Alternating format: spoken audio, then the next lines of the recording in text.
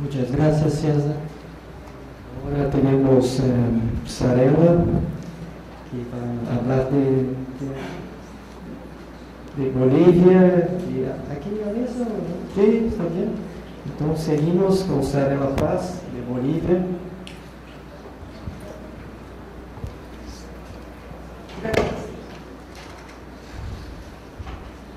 Primero, comunicarles, agradecerles a quienes han organizado el seminario y comunicarles a ustedes que para mí es tengo una emoción especial al desarrollar este diálogo con ustedes acá en el campus universitario que lleva el nombre del profesor Darcy Ribeiro. Es muy interesante que estemos discutiendo temas de consulta, temas de crecimiento de infraestructura, crecimiento de... ¿Eso es para mí? Crecimiento económico alrededor de la consulta y que retomemos viejos temas del profesor Darcy Ribeiro en su clásica obra Las fronteras indígenas de la civilización. Entonces, yo pienso que hay varios factores, hay varias ideas que nos conectan con este etnólogo brasilero en cuanto a los dilemas, tanto dilemas económicos como dilemas culturales, como dilemas incluso de cosmovisión y de visiones de vida que están viviendo los pueblos indígenas y que el profesor Darcy Ribeiro los había retratado ya en su clásico texto. A mí me han invitado a hablar sobre Bolivia y un poco Ricardo me decía, bueno, a ver, sería bueno que puedas decir a la gente, al público, cuáles son los avances, los elementos que aporta el proceso boliviano y sobre todo la legislación boliviana en relación a la temática de la consulta y en relación a los derechos de los pueblos indígenas. Entonces uno se puede pensar en el contexto latinoamericano y encuentro la siguiente idea que quiero que rija un poco mi intervención. ¿Cómo entender el proceso boliviano cuando el proceso boliviano tiene una constitución que es profundamente garantista de los pueblos, de los derechos de los pueblos indígenas y además está inspirada en un horizonte político plurinacional, lo que implica sobre todo discutir el tema de la autodeterminación de los pueblos y las naciones originarias, como nosotros le llamamos en Bolivia. Este es un hecho político fundamental porque efectivamente cuando discutimos el tema de derechos indígenas, no como un asunto de derecho diferenciado que nos estaba ya acá planteando Víctor, sino como un asunto que tiene que ver con la comprensión política de construir un Estado en sus características plurinacionales. Este es un contexto diferente en términos de debate y en términos del alcance. Entonces la Constitución boliviana y el proceso boliviano refleja justamente esos elementos y por eso la Constitución, que es básicamente un horizonte normativo de plurinacionalidad, nos está planteando esos desafíos. ¿Cómo entender todo esto? ¿Cómo entender en este contexto lo que nos ha pasado con el caso del TIRNIS, que ustedes lo han debido conocer, que se ha universalizado y que resulta que un tema de consulta, un tema que parecía ser menor, termina ocasionando un conjunto de problemas y un conjunto de, digamos, de quiebres en términos de lo que habíamos creído que estaba pasando en el proceso político boliviano. Entonces yo voy a tratar de decirles cómo estamos y al último voy a tratar de dar algunos elementos para explicar esta profunda contradicción en la que nos hemos involucrado nosotros los bolivianos, pero que también sirve y alimenta, creo yo, el debate de los países latinoamericanos y sobre todo el debate de las organizaciones indígenas que le apuestan y le apostaron en un pasado al tema de derechos y al tema de ir transformando el campo jurídico-político de los estados donde participan como una manera de poder proteger su propia sobrevivencia como pueblos. En relación a la consulta previa, en el caso de Bolivia tenemos que considerar tres aspectos. Un primer aspecto es que efectivamente el convenio 169 es una ley nacional. En Bolivia fue aprobada en 1991, o sea que forma parte de este amparo jurídico al cual los pueblos indígenas desde 1991 pueden acudir. A partir justamente de este hecho, en Bolivia se empieza a procesar el tema de territorios indígenas, y ya con las reformas constitucionales que habíamos encarado en el periodo del gobierno de Gonzalo Sánchez de Lozada, 93-97, ya se incluye la figura de territorio indígena dentro de esta forma jurídica que le llamamos tierra comunitaria de origen, y que básicamente otorga derecho propietario a los pueblos indígenas. O sea que en Bolivia desde 1990 ya tenemos con claridad esta figura de derecho propietario sobre los territorios indígenas. El segundo elemento, por supuesto, que tenemos que considerar para pensar el tema de consulta previa es la Declaración de Naciones Unidas referida a los derechos de pueblos indígenas, que también en Bolivia ha sido ratificada como ley en el 2007. Y por supuesto nuestra Constitución Política del Estado. Con estos tres elementos en Bolivia encaramos el debate de la consulta previa como un debate que está referido al bloque de constitucionalidad, es decir, la consideración de la Constitución más la consideración de estos dos tratados internacionales que obligan a procesar y a dirimir cualquier tipo de resolución de conflictos en la temática. En lo que se refiere a la Constitución, yo destacaría los siguientes elementos que me parecen fundamentales. El primer elemento referido al artículo 2, que traduce justamente esta idea inicial que les estoy mencionando de plurinacionalidad, es decir, avanzar en un sentido político del horizonte de la plurinacionalidad. En el artículo 2 de la Constitución boliviana tenemos esta figura, que es una figura muy fuerte, creo yo, en tanto las consecuencias jurídico-políticas que hay. Y es que se reconoce la preexistencia de las naciones y pueblos indígenas originarios, garantizándoles su libre determinación, reconociendo sus instituciones y consolidando sus entidades territoriales. Este artículo efectivamente es un artículo sustancial, fuerte, que hace a un reconocimiento no solamente de sus entidades territoriales y del derecho a la libre determinación, sino algo que es muy fuerte en términos del esquema nación, es el reconocimiento de su preexistencia. Y la preexistencia, por supuesto que en Bolivia, cuando estábamos haciendo la Asamblea Constituyente, hemos discutido mucho este tema, de ver si la preexistencia se refiere a una situación colonial o se refiere a la formación del Estado-Nación. En realidad la preexistencia en el contexto constitucional boliviano se refiere a los dos elementos, es decir, a la instauración de la vida institucional del Estado-Nación y a lo que supuso la instauración del Estado colonial. Entonces, cuando estamos hablando de preexistencia, estamos hablando de estos dos elementos. Con ello, tenemos un capítulo específico referido a lo que son los derechos para pueblos indígenas. Y este capítulo es el capítulo 4, y que tiene en su artículo 30, sobre todo en el parágrafo 15, todo lo que está referido al tema de la consulta.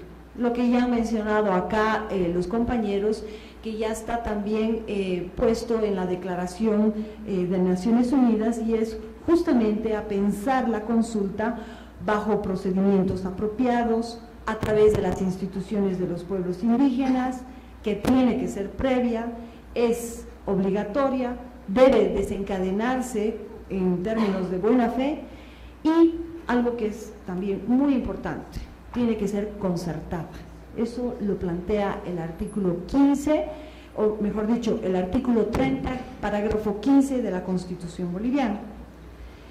Sin embargo, y aquí empieza el debate boliviano, ese parágrafo dice, al terminar, que esto se aplica para el uso y aprovechamiento de los recursos no renovables. Entonces, claro, ahí empieza nuestro debate en términos de lo que, por ejemplo, es el caso del TIMNIS, porque el caso del TIMNIS es construcción de carretera y no es aprovechamiento de recursos no renovables. También en el mismo artículo tenemos el parágrafo 17, donde el tema de debate de los otros recursos naturales, es decir, los recursos naturales que son renovables, prácticamente no están en debate en el caso boliviano, porque los recursos naturales no renovables son un derecho exclusivo de los pueblos indígenas allí donde exista territorio indígena. Entonces, centralmente, desde esta propuesta boliviana, estamos centrando el tema de debate en lo que serían los recursos naturales no renovables. Además de eso, en la Constitución boliviana tenemos el artículo 403, donde se nos plantea la figura de la integralidad del territorio. Entonces, ahí tenemos, en términos de integralidad, lo que es el derecho a la tierra de los pueblos, el aprovechamiento nuevamente exclusivo de los recursos naturales no renovables y el tema de la consulta previa, que serían los tres elementos fundamentales para entender esta perspectiva, esta dimensión de integralidad.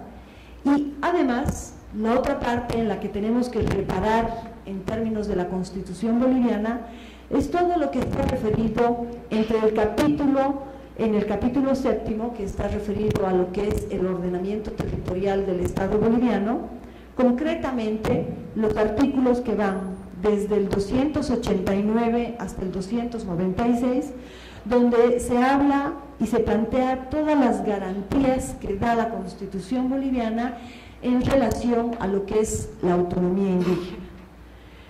Entonces, claro, con ese contexto uno puede entender por qué en el contexto latinoamericano se nos ve a Bolivia como un país que ha desarrollado una propuesta constitucional ampliamente garantista con los derechos de los pueblos indígenas.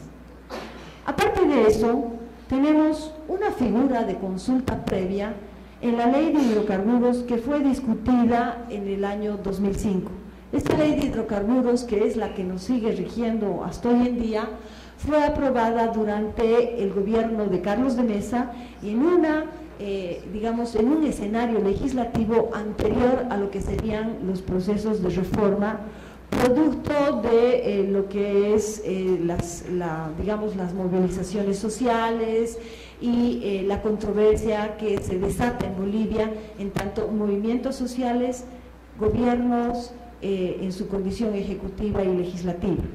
Sin embargo, esta ley nos sigue rigiendo, es algo que no lo hemos modificado, y en esta ley de hidrocarburos, que ha sido aprobada en mayo del 2005, se nos plantea efectivamente nuevamente el tema de la consulta, retomando lo que está dimensionado en el convenio 169.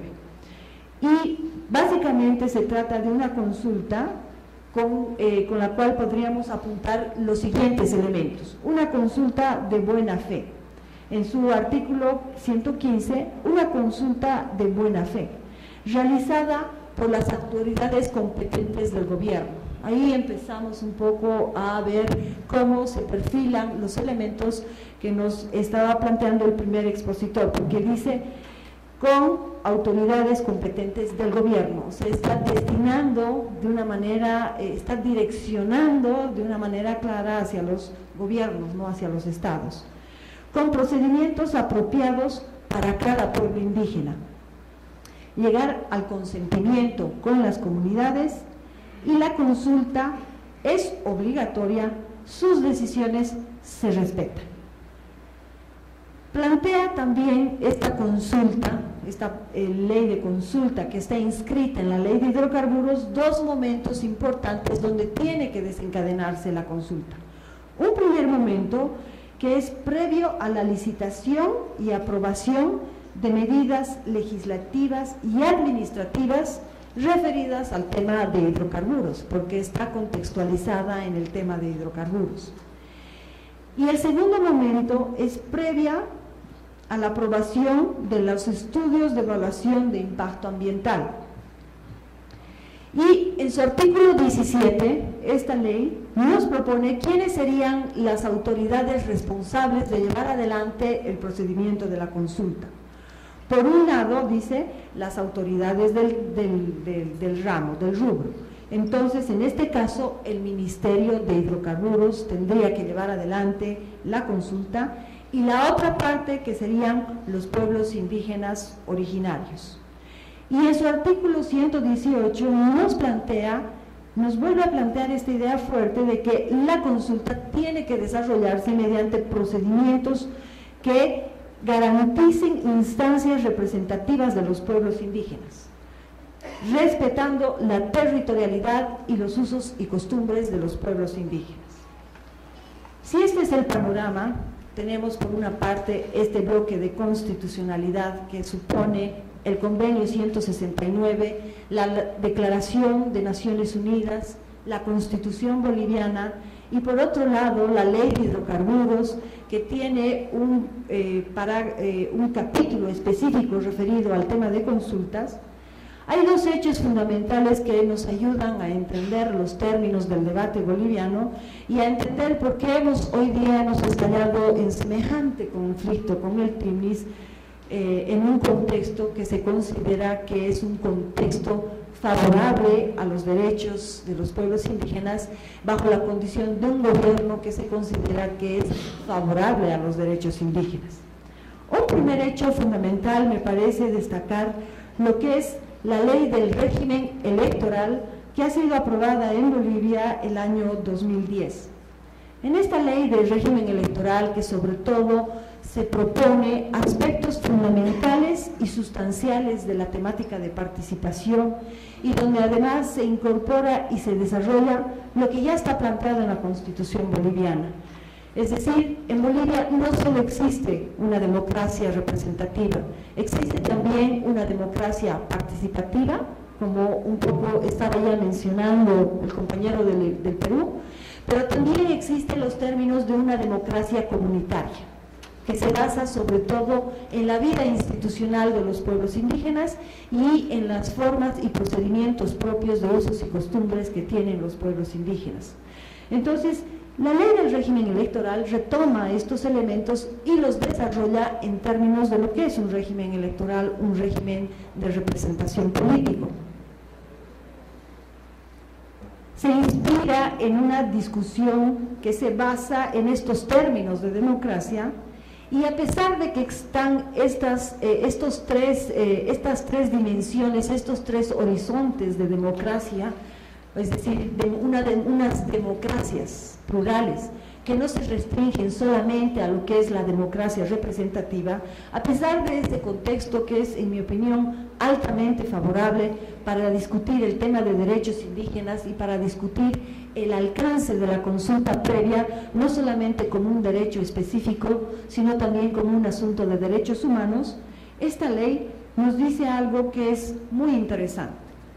Primero, reiterando con el tono de lo que es la Declaración de Naciones Unidas y con el tono de lo que es la Constitución boliviana, dice: la consulta previa tiene que ser obligatoria, tiene que ser con anterioridad a las decisiones de proyectos o actividades relativas a la explotación de los recursos naturales, tiene que ser libre e informada.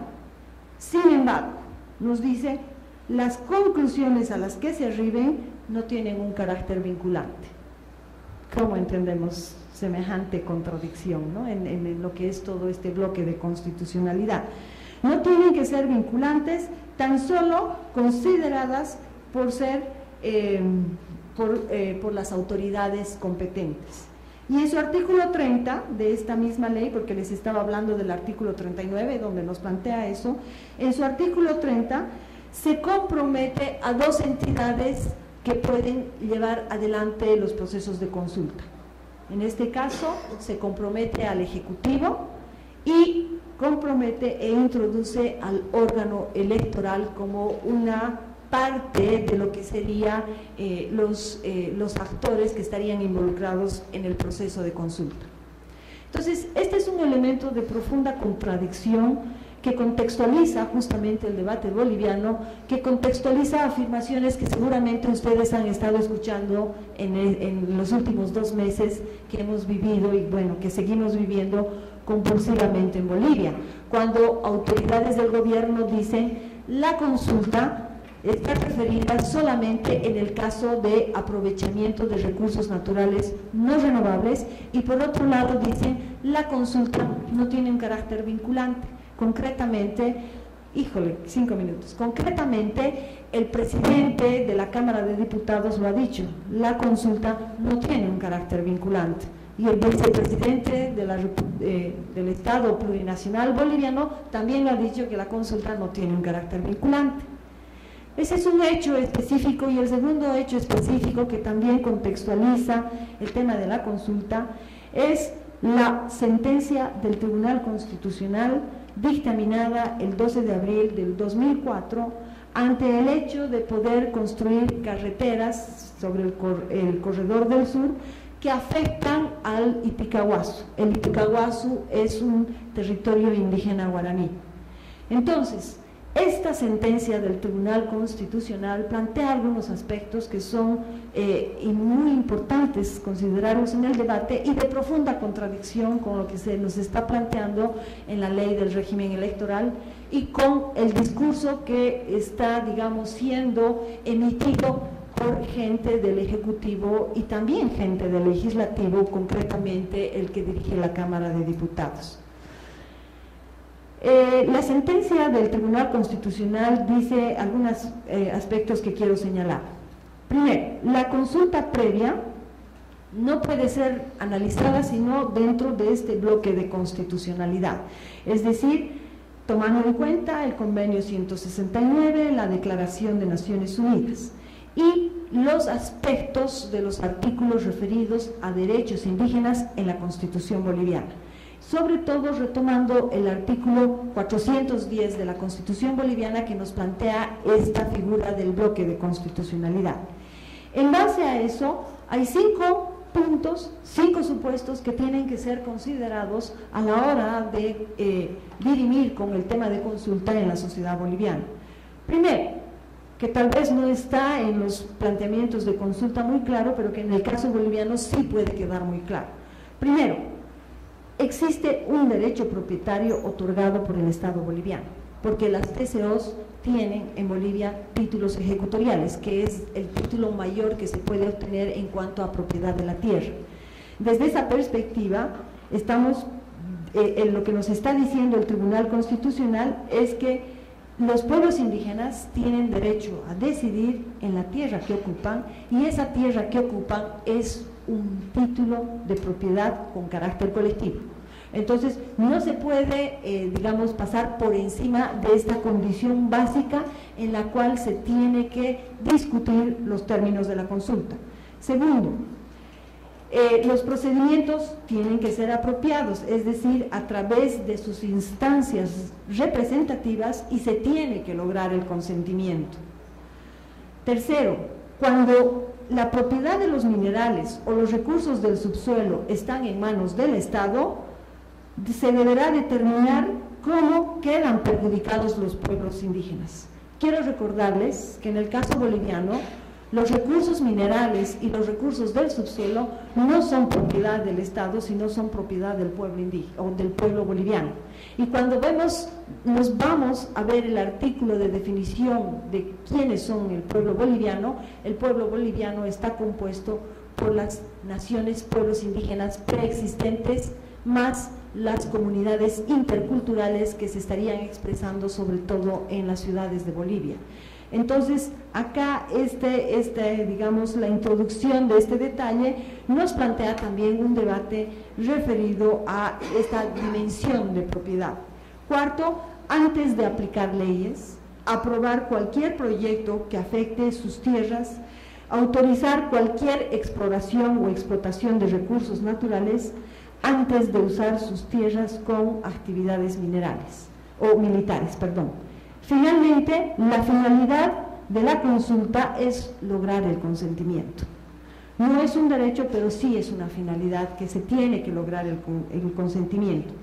Y también la misma sentencia del Tribunal Constitucional nos plantea que tenemos que considerar el carácter jurisprudencial de la Corte Interamericana de Derechos Humanos, que se desata en el caso de Saramacu versus Surinam, que ustedes ya conocen, y que básicamente nos plantea de que el Estado tiene la obligación de consultar y obtener consentimiento cuando se planteen proyectos de gran escala que producen cambios sociales, económicos profundos en los pueblos indígenas. Entonces, si nosotros vemos en este contexto, no entendemos cómo es posible que se nos haya desatado un conflicto social como el TIMNIS, porque el TIMNIS se trata justamente de un aspecto referido a lo que son proyectos de gran escala de infraestructura, y no solamente de recursos naturales, y esta es una sentencia del Tribunal Constitucional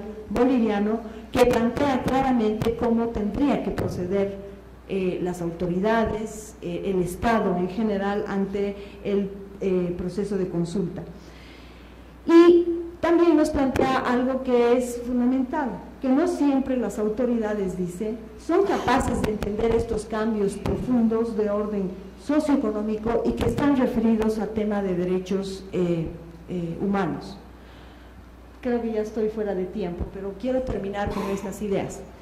En este panorama, es que en Bolivia estamos discutiendo hoy día una propuesta de ley de consulta y consentimiento previo de las naciones y pueblos indígenas originarios, a pesar que acá el compañero de Chile nos está alertando con su intervención de que no tendríamos que proceder a establecer una ley específica, porque como tal, al ser reconocido como ley nacional el convenio 169, al ser reconocida como ley nacional la Declaración de Naciones Unidas, ya estarían ahí los pasos y los procedimientos, y mucho más en el caso boliviano, que una buena parte de lo que está planteado en el convenio 169 y la Declaración de Naciones Unidas ha sido incorporada en la Constitución boliviana. Es decir, que si violamos varios de estos aspectos, estamos violando nuestra propia Constitución.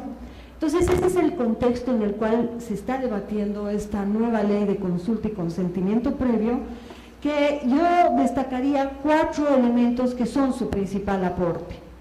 Primero, discutir y volver nuevamente a poner en escena el tema del carácter vinculante de la consulta.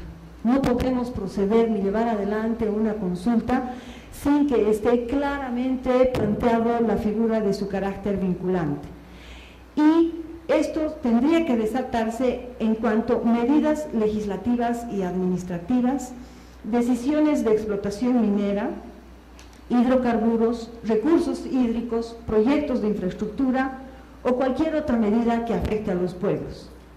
Ahora, los sujetos participantes en esta propuesta de ley son, por un lado, el Estado, y entonces nuevamente vuelve a plantearnos el tema, ya no es el gobierno como nos está planteando la consulta que está en la ley de hidrocarburos, sino es el Estado, además en sus distintos niveles, en el nivel nacional, en el nivel departamental y en el nivel municipal, recordando que estos niveles expresan nivel de autonomía en el caso boliviano, pero también las asambleas legislativas, que tendrían que contemplar y considerar el tema de la consulta lo propio en el nivel nacional, en el nivel departamental y en el nivel municipal. Y por otro lado, introduce la figura de que necesita el procedimiento de consulta un tercer elemento, un tercer sujeto, que serían los vigilantes, que garanticen justamente esto que se plantea la consulta, que sea llevada adelante como un proceso de buena fe.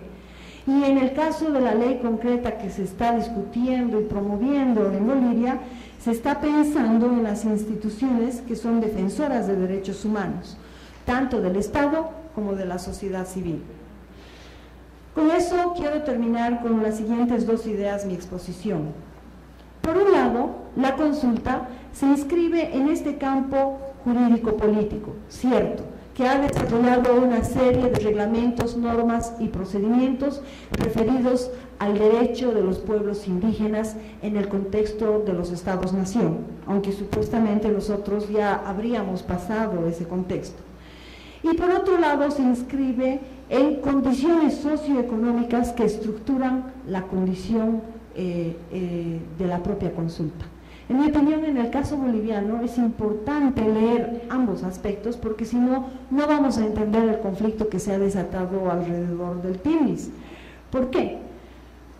Porque básicamente, en lo que respecta a lo que son los aspectos socioeconómicos, estamos discutiendo el marco, el alcance de la consulta en un contexto donde hay gobiernos de carácter liberal, de carácter populista, con tradiciones mucho más indigenistas, que es el caso boliviano. Pero finalmente todos, y ojo, esto es en lo que deberíamos reparar, todos discutiendo bajo una dimensión y una perspectiva de crecimiento económico que nos plantea los grandes megaproyectos, relaciones de flujos de capital que tienen como epicentro los bienes energéticos que se están orientando hacia los mercados del Asia. En ese contexto estamos discutiendo todos, y por eso se puede entender las profundas contradicciones que se ha desatado en el proceso boliviano, porque es a partir de esas profundas contradicciones que entendemos por qué, a pesar de tener un campo jurídico-político altamente abierto y garantiza de los derechos a pueblos indígenas, y además con un presidente que es indígena, resulta que se desata una controversia porque se quiere construir una carretera que va a atravesar un territorio indígena y un parque nacional. ¿Qué está pasando? ¿Qué está pasando en la cabeza de los gobernantes? ¿Por qué en la cabeza de los gobernantes hoy día se retraen las viejas ideas de los bienes con interés común, los bienes con interés nacional, los pueblos indígenas expresando un bien político particular? Esto es un discurso de los años 70, cuando Brasil vivía dictadura, cuando nosotros también vivíamos dictadura, Chile, Perú, el contexto sudamericano vivía dictadura, y se hicieron las grandes obras de infraestructura. Parece que este es nuevamente un contexto de esa naturaleza, y por tanto eso ciñe, estructura el alcance y el contenido de la consulta. Y él ya introdujo esta idea en su exposición diciéndonos cuál es el carácter sustantivo de pelear por el asunto de cuotas. Se pelean por cuotas en el caso de género. En Bolivia hemos peleado también por cuotas en el caso de las representaciones especiales indígenas. Tenemos circunscripciones especiales. Pero ¿cuál es el carácter sustantivo? Que logremos una participación en el caso de género de 30%. En el caso boliviano tenemos que lograr una participación del 50%. Y en el caso indígena, pongamos un porcentaje de 20-30%. De todas maneras, cuando nos restringimos a discutir el tema de cuotas, nos estamos alejando del aspecto sustantivo, porque el aspecto sustantivo es discutir el contenido de la democracia, y no solamente cuántas mujeres vamos a participar en los procesos de decisión. Es decir, no estoy negando la importancia de esto, pero resulta que podemos estar ante un hecho de que estamos las mujeres cumpliendo cuotas y sin embargo no estamos ni siquiera conscientes de cuáles son los intereses como género que tendríamos que defender. Entonces, esto hace a un carácter sustantivo sobre el tema de la democracia y por tanto la transformación profunda que necesita acontecer en términos de lo que es la forma política del Estado-Nación.